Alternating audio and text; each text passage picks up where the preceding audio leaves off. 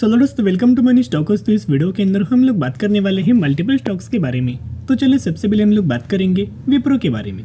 तो विप्रो का अगर आप इस आज के दिन का परफॉर्मेंस देखोगे तो ऑलमोस्ट हमें कंपनी के अंदर 1% की गिरावट नजर आया हुआ है एंड 427 रुपये के आसपास हमें आज के दिन विप्रो की क्लोजिंग नजर आ चुकी है। अब एक गिरावट के पीछे का रीजन क्या है आपने देखा होगा, जब भी दोस्तों मार्केट हमें नेगेटिविटी के अंदर परफॉर्म करता है, एक वॉलेटाइल हमें परफॉर्म करता है, उस वक्त मैक्सिमम सेक्टर्स के अंदर मैक्सिमम स्टॉक्स के अंदर आपको गिरावट के अंदर क्लोजिंग मिलता है, एक तो फ्लैट आपको क्लोजिंग नजर आ जाता है। लेकिन दोस्तों जो विप्रो के अंदर जो सिचुएशन आपको नजर आया हुआ है वो पूरा अलग सिचुएशन है, क्योंकि करंटली कंपनी ने क्या किया है, एक अच्छे खासे बेसिस के ऊपर ब्रेकआउट किया है एंड अभी करंटली लोगों को डराने के लिए दोस्तों ये सब कुछ चीज़ें हमें किया जा रहा है। यानी कि जिन लोगों ने 400 रुपये के आसपास खरीदारी किया है, 420 रुपये के आसपास खरीदारी किया है, 410 रुपये के आसपास खरीदारी किया है, वो लोग डरे और ये माल बेच के निकल जाए। और जब भी दोस्तों लोग डर के माल बेच के निकल जाते फिर कंपनी के अंदर आपको तेज़ी नज़र आ जाती है।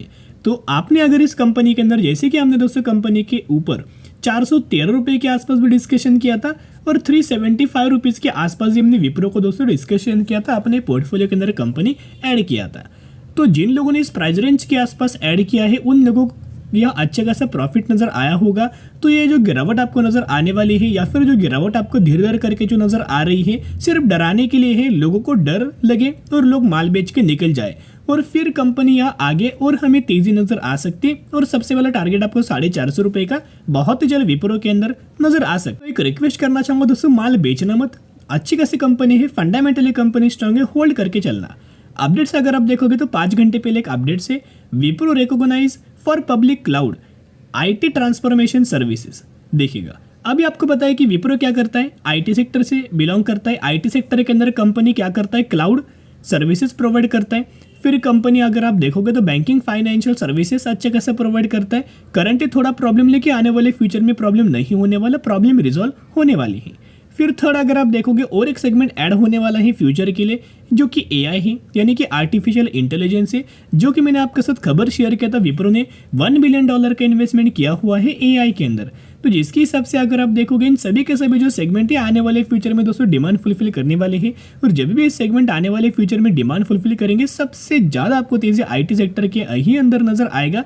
और जो फंडामेंटली कंपनी स्ट्रांग है उन्हीं कंपनीज के अंदर कंसिस्टेंटली ग्रोथ आपको नजर आएगा, विथ सेफर साइड से ग्रोथ आपको नजर आ जाएगा। सेकंड अगर आप दोस्तों अपडेट्स देखोगे तो Wipro bids on Capco cloud artificial intelligence to power BFSI revenues. यानी कि विप्रो ने क्या किया है, कैप्को इसको अच्छी खासी बेसिस के ऊपर दोस्तों बीट किया हुआ है एंड करंटली कंपनी अच्छा खासा काम कर रही है आर्टिफिशियल इंटेलिजेंस के अंदर। तो जैसे कि आर्टिफिशियल इंटेलिजेंस आने वाले फ्यूचर में बढ़ेगा, क्लाउड सेगमेंट आने वाले फ्यूचर में बढ़ेगा, बीएफएसआई रेवेन्यूज यानी कि बीएफएसआई सेगमेंट से कंपनी अच्छा खासा रेवेन्यूज करेगा, तो वहाँ भी जंप नजर आएगा। क्योंकि आईटी सेक्टर के जो कंपनीज है, विप्रो, इन्फोसिस, टीसीएस को अगर आप यह कंसिडर करेंगे तो वो कंपनीज ऑलमोस्ट हमें मोर देन 30% का रेवेन्यूज बैंकिंग फाइनेंशियल सर्विसेज से अपना जनरेट करता है। तो वहाँ से अगर दोस्तों कंपनी रेवेन्यू जनरेट करेगा, वो सेगमेंट अगर अच्छे खासा परफॉर्म करेगा एंड एआई भी इसको सपोर्ट करेगा, तो सबसे ज़्यादा ग्रोथ आपको आईटी सेक्टर की कंपनीज के ही अंदर नजर आ जाए। चलिए करंटली दोस्तों हम लोग बात करेंगे टेक्निकल चार्ट पैटर्न्स के बारे में। जो करंटली कंपनी के अंदर जो सिनेरियो है, अभी भी कंपनी बहुत ज़्यादा बुलिश नजर आ रही है, बिल्कुल भी कंपनी बियरिश नहीं है। माल दोस्तों बिल्कुल भी बेचने की जरूरत नहीं, मैंने पहले भी आपके साथ शेयर किया हुआ है। देखिएगा यहाँ से एक मैंने दोस्तों आपके साथ एक ब्रेकआउट लेवल दिया था, ऑलमोस्ट जो लेवल्स था 422 रुपये के आसपास करंटली हमें नज़र आया हुआ है। एक तो मैंने आपके साथ 413 रुपये के आसपास शेयर किया था जब कंपनी यहाँ दोस्तों होल्ड कर रहा था, सही बात है। उससे पहले दोस्तों हमने क्या किया था, 375 रुपीज़ के आसपास भी बात किया था ये लेवल्स के आसपास, कि डिप्स आने के बाद अच्छी खासी रैली आपको आ सकती, फिर रैली भी नज़र आया। और करंटली अगर आप देखोगे जो सिनेरियो करंटली बन रहा है, एक तो कंपनी देखिएगा, समझ लीजिएगा, रजिस्टेंस लेवल था उसको अच्छा खासा ब्रेक किया और अभी कंपनी यह रिटेस्ट कर रही है। रिटेस्ट करने के बाद हो सके तो कंपनी यहीं से बुल रन आ सकता है, या फिर अगर मार्केट पैनिक लेवल के अंदर हो तो कंपनी यहाँ अपने खुद को होल्ड कर सकते हैं और यहीं से फिर आपको तेज़ी नज़र आ सकती है। जैसे कि कंपनी ने यहाँ सिनेरियो अपना रखा था कि जो ब्रेकआउट लेवल्स था उससे आगे पहले कंपनी ने क्या किया, कंसोलिडेट किया, फिर ब्रेकआउट दिया। अगर मार्केट सपोर्ट करता है तो यही से फिर से आपको कल के दिन से एक रैली अच्छी खासी विप्रो या फिर दूसरे कंपनीज के अंदर नजर आ सकती। सबसे पहला टारगेट 450 का एंड उसके बाद 520 रुपए का टारगेट बहुत ही जल्द बहुत ही आसानी से ये कंपनीज अचीव हमें कर सकते। तो बाय ऑन स्ट्रेटेजी अप्लाई करके फंडामेंटल स्ट्रॉन्ग कंपनी के अंदर लंबे समय के लिए होल्ड करना। तो चलिए अभी हम बात करेंगे जियो फाइनेंशियल सर्विसेज के बारे में, जो कि ऑलमोस्ट आज के दिन 1.5 से 2% की गिरावट हमें नजर आ चुका है। और इस कंपनी का जब आपने देखा होगा, जब कंपनी मार्केट के अंदर लिस्ट हुआ था 262 रुपीज़ के आसपास कंपनी लिस्ट हुआ था एंड 250 रुपीज़ के आसपास कंपनी की हमें आज के दिन क्लोजिंग दोस्तों आपको नजर आ चुकी है एंड 254 रुपीज़ के आसपास हमें कंपनी ने आज के दिन हाई अपना क्रिएट किया हुआ था। अभी देखिएगा थोड़ा अपडेट्स है, उस अपडेट्स के बारे में बात करते और निवेश करना है या फिर नहीं करना है उसके ऊपर डिस्कस करते। तो चलिए अभी हम आ चुके अपडेट्स के ऊपर। यहाँ अगर आप देखोगे Jio financial services to excluded from NSC indices from सितंबर 7, यानी कि 7 सितंबर से, यानी कि दोस्तों यहाँ अगर आप देखोगे कल के दिन जो डेट है 7 सितंबर, तो कल के दिन क्या होने वाला है, एनएससी इंडाइसेस से ये कंपनी को बाहर किया जाएगा, जियो फाइनेंशियल सर्विसेज को दोस्तों बाहर किया जाएगा। जैसे कि इससे पहले आपने देखा होगा कि जो बीएससी इंडेक्स है उसमें से जो बीएससी जो एक्सचेंज है उसमें से जो सेंसेक्स इंडाइसेस है उस इंडाइसेस से हमें जियो फाइनेंशियल सर्विसेज को बाहर किया गया था। वैसे जो एनएससी एक्सचेंज है उसमें से जो निफ्टी 50 है वहां से भी दोस्तों कंपनी को बाहर हमें किया जाने वाला है कल के दिन। तो बहुत सारे लोगों को सवाल आता है कि ये सर जी प्राइस के अंदर क्या ड्रॉप आएगा, क्या प्राइस के अंदर गिरावट आएगा? नहीं, ऐसे दोस्तों गिरावट नहीं होता, कंपनी बिल्कुल भी गिरने नहीं वाली। इतना पॉइंट नोट करना, अगर कंपनी से फंड अगर आउटफ्लो होता यानी कि पैसा कंपनी से अगर बाहर जाता तो वो कंपनी के लिए नेगेटिव पॉइंट होता, तो उस सिनेरियो के अंदर गिरावट हमें आना पॉसिबल था। लेकिन इस कंपनी के अंदर दोस्तों पैसा आउटफ्लो नहीं होने वाला, कंपनी इंडाइसेस से बाहर होने वाली है, तो गिरावट आने का चांस बिल्कुल भी नहीं है, इतना पॉइंट नोट करना।